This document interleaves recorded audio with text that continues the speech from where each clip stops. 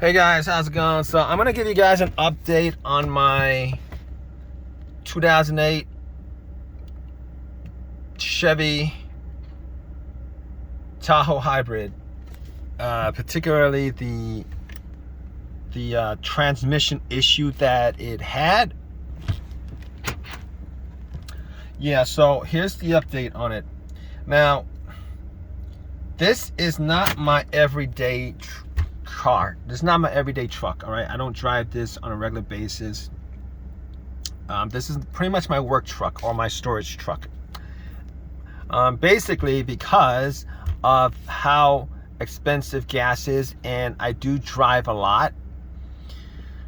I do idle a lot, but I like this truck. I'm gonna tell you guys that I actually do like this truck, all right? A lot, actually. And if you guys know any of my, if you guys seen any of my previous videos on it, it had transmission issues.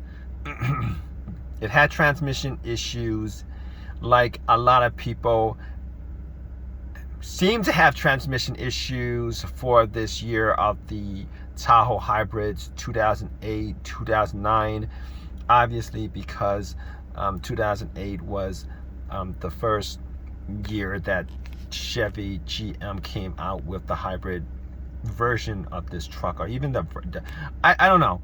Was this the first year they came out with the hybrid system? Did they make? I know they had hybrids for Saturns, GMCs, Cadillacs. I don't know if this is the first. This might have been the first year they had out with. So if it was, this is, they put it out there. Normally, whatever issues, they fix it up in succeeding years, because obviously they're gonna have to see what issues pop up and stuff like that. But overall, I'm just yapping to you. I'm just yapping right now.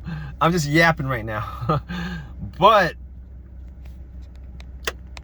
overall, I will say that, do I need to do a rundown on the issues the transmission issues that I had? Okay, let me just that revving thing where, let me see. I was driving. It was a colder day. I was driving, and out of nowhere at a stoplight, it started revving up all the way to the 3 mark, and I had my foot on the brakes, wasn't even on the accelerator, and that happened twice that day. I parked it, turned it off, turned it back on, and it drove normal for maybe like, I don't know, 5-6 miles, and did it again. I turned off, turned it back on. I was quite worried about that, but I haven't had that issue since. Let me see what I did. What did I do? Was it after I changed the, I think it was after, it started happening after I put in the rice lint, after I changed the fluid and stuff like that. I think I put maybe another extra bottle of rice lint in, maybe. I can't recall, but either way, that hasn't happened since. I haven't had that issue since. It kind of went away. And I'm thinking that I'm thinking, and I'm pretty sure that it has something to do with the throttle body, the throttle position sensor, and the fact that it was really cold out. All right, because I have had the check engine light every now and then.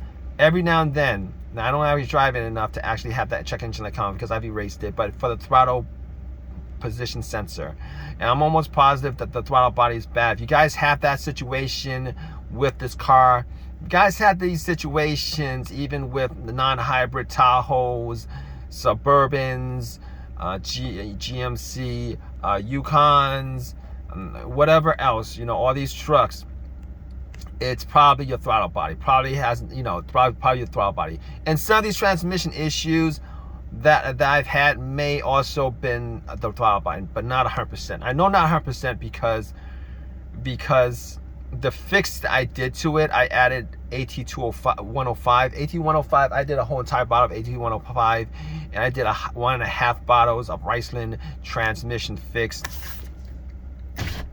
I can't say enough good things about both those both those fixes in a bottle, because this is like the second vehicle I've done those fixes on, as far as use those solutions, to even out the roughness of the transmission. I had a GMC Savannah, a Chevy Express, GMC Savannah, that had a transmission that was like entirely dead, meaning that I would shift to any gear. It slowly deteriorated to the point where I shift to any gear and it wouldn't catch. And I added one bottle of AT105, I think it was AT105, and got my transmission back, and it didn't work 100%, but I did get my transmission back. Where I was driving it, it did have some bumps and stuff like that, but then when I added the Riceland transmission fix, it smoothed out that transmission like it was brand new, which I'm really surprised at, because at that point I wasn't really a big proponent. I wasn't really somebody who actually thought that those solutions would actually work on vehicles and stuff like that. But to be honest with you, I only trusted it because I got to the point where I would either junk it, or I'd either try like $20 worth of fixes in a bottle to fix those issues. And it fixed those issues, saved the truck.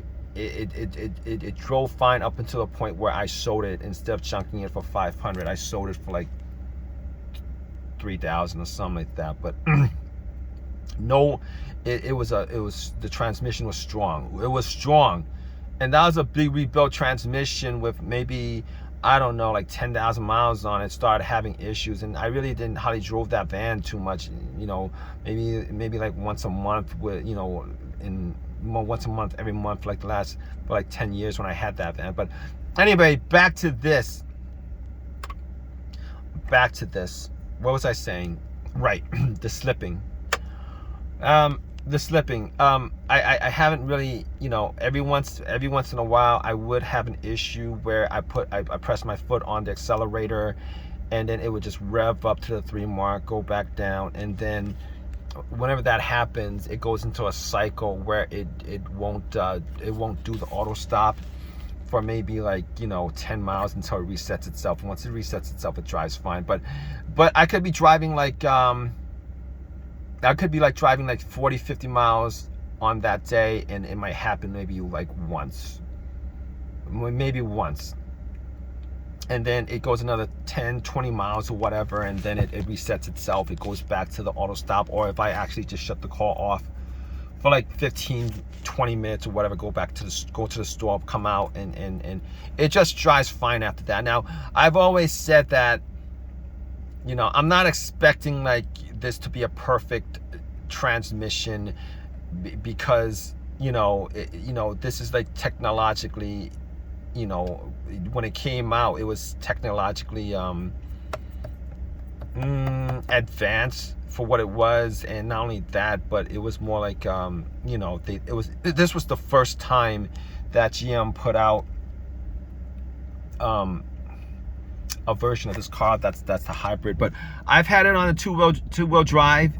Originally I had it on auto, and I was fearing that maybe auto, having it on a 4-wheel drive all the time, maybe that would complicate the situation, maybe aggravate the situation with the slippage. So I actually put it back on auto. And funny thing is, when I first had this car, I had it on 2-wheel drive, and it had the same issue, and I thought maybe that would complicate the issue, and I had an auto. But I put it down to 2-wheel drive because probably because it saves me gas at this point. Probably, I don't know. I don't think it saves me that much gas, but I idle it a lot. I don't know what the real MPG I'm getting off of this car is. It reads like 14.5. It's supposed to get 20 miles per gallon, but it reads 14.5 on the little screen. After having a couple of hybrids, the Highlander hybrid, the Toyota Prius hybrid, this hybrid, if you idle a lot, if you idle a lot, that's gonna play. I think it's gonna play a big role in the MPG accuracy, as far as the computer figuring out the MPG that they're getting off this I think. I'm not 100% sure. If you know, let me know about that.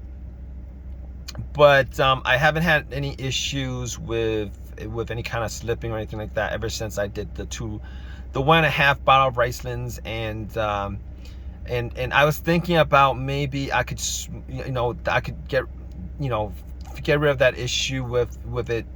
I guess it's called, I think you can get it, it's called slipping when you put your foot in the accelerator and it bumps up to all the way to 3 RPM and your engine rushes and then it goes back down. Like I said, it happens rarely. But I mean, I was thinking maybe I could put in like the extra half bottle of Riceland I have, but I don't know. I gotta figure that out, because it's running as good as I would hope that it would run, but I don't know whether I want to just, why complicate something when you know what I mean? Why complicate something? Why go into the unknown to get, because I don't know. Maybe in the future I'll put in that extra half bottle of Riceland. I mean, thinking about it, it probably wouldn't make it worse. But there's maybe a small possibility that maybe thickening it up too much may make it worse.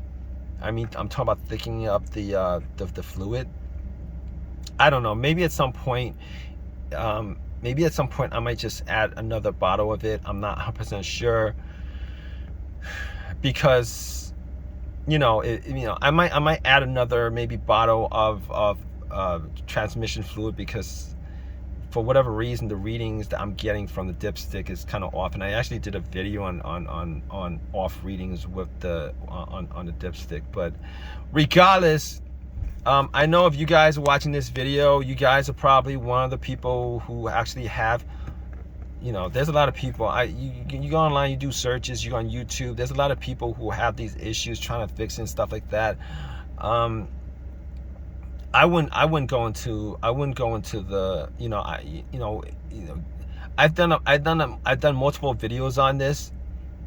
So if you guys want to figure out how you guys can make your transmission better, or maybe fix the issue that you have, let me just sum it like this. If your transmission fluid is pink and it's relatively clean, you guys might want to try some Riceland transmission fix and AT205. If your transmission fluid is brown and dark and grimy and look like it's got some stuff in there, you might want to just swap out your transmission fluid and try the AT205 and the transmission fix. And that's only if you guys have issues with your transmission. Now, if you guys have the dirty color and the brown color, and your transmission is brown, fluid is brown and dirty and stuff like that, and your transmission drives fine, and you got like 110,000 miles on it, I don't think I'd change the transmission fluid, to be honest with you. It'd be different if this was a CVT transmission, but I don't think this is a CVT transmission that's on this Tahoe. It's probably not. I don't think it is. But anyway, hope you guys enjoyed this video. Please subscribe. Please give me a thumbs up. If you guys have any of your own personal experiences with this and you guys want to leave a comment or ask a question or whatever, definitely, feel free to drop a comment or a question or something, but other than that, take care, guys.